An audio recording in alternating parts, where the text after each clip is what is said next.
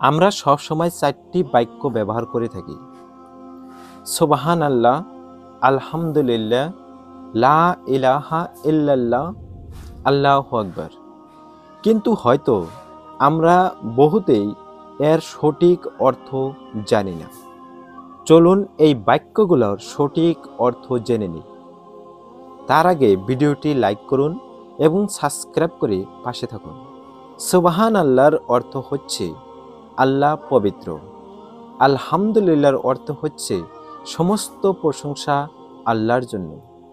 লা ইলাহা ইল্লাল্লাহর অর্থ হচ্ছে আল্লাহ ছাড়া কোনো ইলাহ নেই। আল্লাহু আকবার অর্থ হচ্ছে আল্লাহ মহান, আল্লাহ সর্বশ্রেষ্ঠ শক্তিমান। ইহুদিদের বিশিষ্ট আলেম হজরত আবদুল্লাহ ইবনে সালাম একদিন তিনি রাসূলুল্লাহ সাল্লাল্লাহু আলাইহি সাল্লামের খেদমতে এসে বললেন, আমি আপনাকে এমন 3টি প্রশ্ন করব যে প্রশ্ন 3টির উত্তর একমাত্র নবীগণ ছাড়া অন্য কেউ উত্তর দিতে পারবে না। তারপর বললেন, কিয়ামতের প্রথম আলামত কি? বেহেশতীরা বেহেশতে প্রবেশ করার পর প্রথম কি খাবেন? কি কারণে সন্তান সন্ততি পিতার এবং মায়ের সদৃশ হয়ে থাকে? অতঃপর রাসূলুল্লাহ সাল্লাল্লাহু আলাইহি সাল্লাম তাকে বললেন, কিয়ামতের প্রথম আলামত হচ্ছে পূর্ব দিক থেকে এমন আগুন উত্থিত হবে যা মানুষকে পশ্চিম দিকে ধাবিত করবে এবং একত্রিত করবে। আর বেহেশতীরা প্রথম যা খাবেন তা হলো মাছের অতিরিক্ত কলিজা।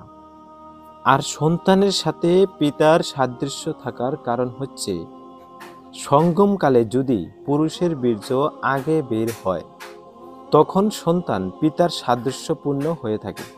তো প্রিয় দর্শক মণ্ডলী, আপনারা কি জানেন যে পৃথিবীতে সর্বপ্রথম কোন মসজিদটি তৈরি করা হয়েছে এবং পৃথিবীতে সর্বপ্রথম দ্বিতীয় মসজিদ কোনটি এবং এই দুইটি মসজিদ নির্মাণ করার মাঝে কত বছর ব্যবধান ছিল?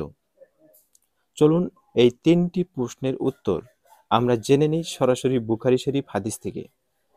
প্রিয় দর্শক, বুখারী শরীফ হাদিস নাম্বার 3127। এই হাদিসটিতে বর্ণনা করা হয়েছে হযরত আবু যার রাদিয়াল্লাহু আনহু থেকে বর্ণিত। তিনি বলেন, আমি বললাম, ইয়া রাসূলুল্লাহ, পৃথিবীতে সর্বপ্রথম কোন মসজিদটি তৈরি করা হয়েছে?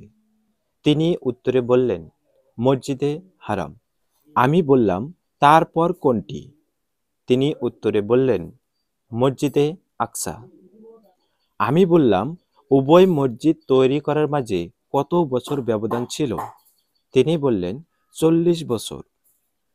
তিনি আরো বললেন, এরপর তোমার যেখানেই সালাতের সময় হবে সেখানেই সালাত আদায় করে নেবে।